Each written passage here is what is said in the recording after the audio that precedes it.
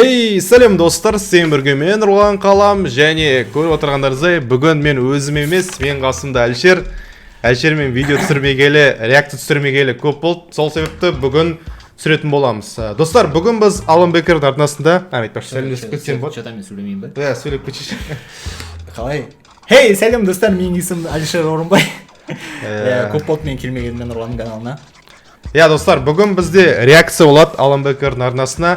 Бұл анимациядан шыққан бір ай оқып қалды. Мен бұрын негізі реакция сразу түсіретінмін, келесі күні немесе 2 күннен кейін.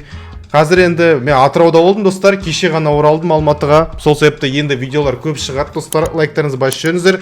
Бүгін бізде анимация геометрияға қарсы шығатын болады. Мен егерде естерінде болса уже реакция түсірген болатынмын алдыңғы 2 бөліміне, яғни ол математикамен байланысты және физикамен. Міне енді геометрия. Мен шыны керек геометрияда ешне түсінбеймін, сол себепті қасыма Әлшер шақырдым. Бірақ Әлшерді геометрияда аса... Мені керісінше физикаға шақыруым керек. Әлшерді физикаға шақыру керек еді негізі, бірақ жақсы ішіне етпес. Бүгін енді екі... Короче, минус пен минус плюс береді, короче, все. Короче, көреміз достар. Қызық видео болатын шығар деген ойдамын достар. Кеттік ал. Ал все достар, бастаймыз. Көрейік ал. Нүкте. Круг. Нүкте емес мынау круг. Так. Нүкте ғой, бәрі нүктеден. Нет, это отрезок. Так, опа. Стикман. Физикадан уже геометрияға кетіп қалды бұл. Көрейік ал. Немен таңғалдырады екен? Екі тупойды қазір басымыз енді жасамайтын болады енді. Ну, короче, басында понятно болады да, соңына қарай понятно, уже дым түсінбейтін сияқтымыз. A, B, траектория ма? Типа это отрезок. Қалай айтатын еді отрезок қазақшасы? Қазақшада білмейміз ғой біз, тупоймыз. Аба, С қайда? С... Ну, не ғой, типа, не ма? Қалай айтатын еді? Угол ма? Нет, қумашы угол деген не ғой? Угол. Угол. Нет, это... Қалай айтатын еді? Это не отрезок, это уже другое что-то. Градусы пошли. Градус. Короче, там котангенс, тангенс дегендер түсінбейміз біз, но это... О, математика, мұнда да геометрияда да болма ғой? Геометрияда да бар ғой да? Алгебраның несі тоже. 90 градус. И B. Типа это, короче, 180 градус, 360 ғой вообще. Круг. Соны көрсетеді. Но это... Оп. Отрезоктың несі. Ага. Қорқып отырмын бірдеңе айтуға, потому что айтам. Тупой сияқты. Соны айтам, достар, біздер эксперт емеспіз геометриядан. Мен шын айтам, достар, просто қызық үшін көріп отырмын бұл видеоны. Ойламаңыздар, қазір біз бірдеңе разбор жасайды деп. Просто біз мектепті 2015 жылы бітіргенбіз, поэтому көп затты ұмытып қалдық. Тем более, біз оны геометрияны қатты шар ететін адамдар емеспіз, но... Ну, маған көпші жазды комментарийда, Нұрлан, реакция түсір деп, сіздер үшін түсіріп отырмын.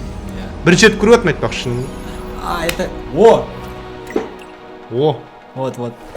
Но это не пустое множество. Пустое множество емес, но басқа бірдеңе. Қазақшасынан білесің бе сол сөздерді? Құржиын. Пустое множество это құржиын. Опа. 90 градус. Знактың аты ғой? Ұмытып қалдым знактың аты.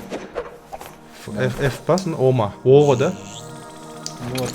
Но это не то вроде как, или то. Короче, мынау сияқты. Пустое множество. Қолында қаранды достар, қолында соның знагы бар. Кстати. Мынау құржиын, тоже математический знак. Құржиын деген вообще әлемде жоқ зат негізі. Қысқаша түсіндіріп кетейін бе? Нахрен никому не надо. Қарай берейік жақсы. Посрать. Если қызық болса, өздерің тауып аласың. Төртбұрыш, да? Да. Опа. Не отыр. Ну, уже андай, типа, как параллелепипед болды, вот это куб, но не, шестиугольник. Семиугольник, восьмиугольник. Короче, многоугольник. Да, многоугольник. Да. Ну, уже круг. Ну, короче, точно как число пи болады, потому что жаңа кушты дөңгелек, это типа окружностьтің несі, короче, число пи. Опа. Даже аттарын білмейсің фигураны. Ұмытып қалдым. Көбісін ұмытып қалдық біз. Мен шын вообще есімде жоқ уже. Теорема Пифагора ма, бірдеңе ма, в общем. Сондай А, Б, С. Это куб, а куб, Б куб.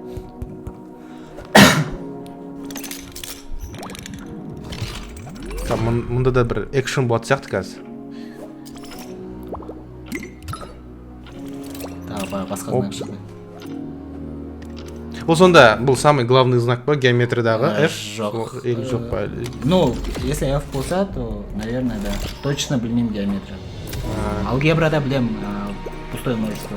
Но это не главный знак. Мысалы ана Самый главный неде? знак емес, короче, құржиын. Мысалы физикада қандай болып еді па? Физикада пи болды ма? Бүйткен пи болып тұрады, да? Сол. Число пи? Число пи не ғой? Окружностьтің, короче, несі ғой? Қалай түсіндіреді? Это окружность. Математика. Дөңгелектің несі. Опа, нығыра. Төртті ма, но не, андай. Типа четырех материя ма? Қалай, ну? Короче, андай. Пространство, Dimension это пространство. Четвертое пространство. Злодей, короче, ну. Босс. Опа, осы ұнайды, типа осындай бір какой-то монстр қылдырып көрсетеді осыларды. Опа, не істеп жатыр.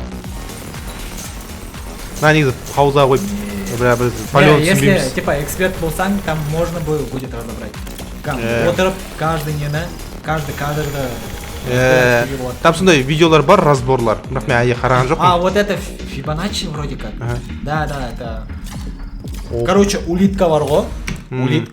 Улитканың үскен несі бар емес па? Как үй бар ғой, ана кіріп кететін ішіне. Вот сол, осы фигурамен идентичный ғой, кәдімгі природа так, кәдімгі дәл сөйтіп не істеген ғой, құрастырған ғой соның несін. Это просто какая-то магия, кәдімгі нереальный зат сияқты көрінеді, но вот это Фибоначчи вроде как, или не помню, круг Фибоначчи вот этот. Ұлудың несі, жаңа улитканың несі, ұясы, дәл сондай кәдімгі, дәл соның несінде. Идеально келеді, да? Баланс, природа. Да, там природа самый лучший художник, да? Скутер. Мен үшін как будто бір геометрия андай болды да, типа математика мен физика важный болды да, бірақ бір геометрия андай бір второстепенный болды ма? Хотя геометрия тоже. Геометрия керек зат негізі. Если геометрия керек емес деп оқымайтын болсаң даже, то это большая ошибка. Жасамаңдар ондай. Оқыңдар.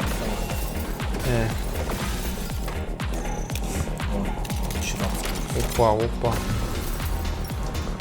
Ну, шыны керек, вот математика мен физикада более түсінікті болды да. Бірақ геометрияда уже как будто вообще... Кстати, да, не дейді. Қиын кішкене. Летучая змейканың несін жасап.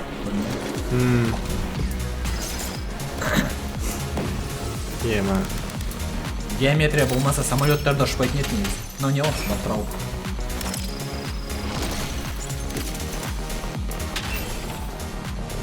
Ну, 4D ма точно? Я білмеймін. Или 5D Просто, я не знаю, просто утратить салон. Ебаню, но сатана мать. Сейчас. Тоже, знак какой-то. Опа, атака. Еману. Ну, андай бір... Не знаю, даже не деп аталады. Ну, скорее всего, я либо 4D, либо 5D ғой, короче. Пространствоны бұзады ғой, но салып атқандар 2D ғой негізі полностью. Ну, не.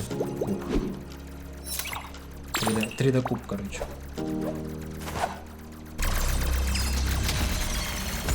3D білген жазайын. Ну, сонда бәрін жейді да, короче. Бәрін істейді. Разрушать дейді. Төртінші пространство өзі, но... Нағара, не істеп жатыр? О, 3D, я. Жоқ, оны не істеп жатыр? Типа я 3D кіргізіп жіберді, короче. Не нам на пространствоны 3D-ға кіргізіп жіберді. Типа жаңа көрдің ғой, көрсетті ғой, кубты көрсетті, типа показал 3D-да.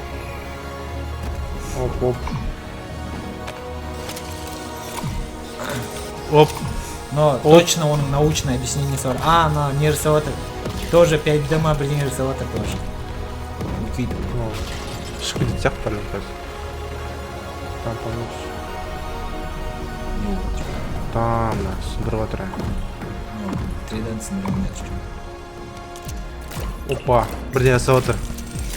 Істеп жатыр. Ману. Он за 5 минут узнал больше, чем... Мен білем мынаны. ұмытып қалдым аттарын, көбісінің атын ұмытып қалдым мен. Опа. İçine kırgızıp жатыр.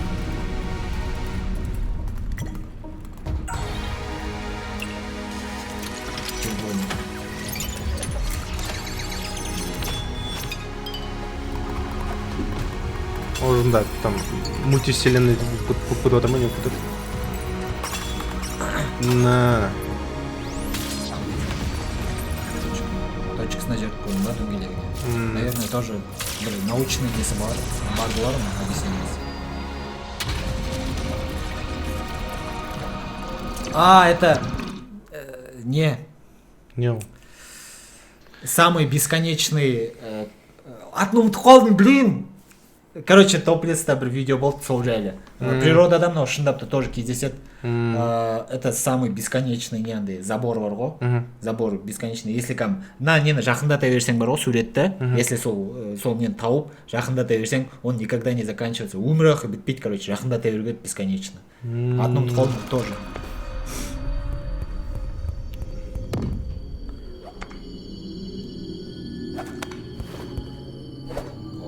Тоже бесконечность. Соған істеп тұр ғой, короче.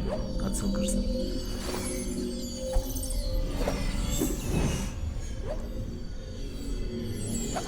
Тема. Все. Соңғы жағы көбінесе бір теория болып кетеді негізі. Шынына керек бұда. Бірақ физикада вот теория болып кетті де соңғы жағы.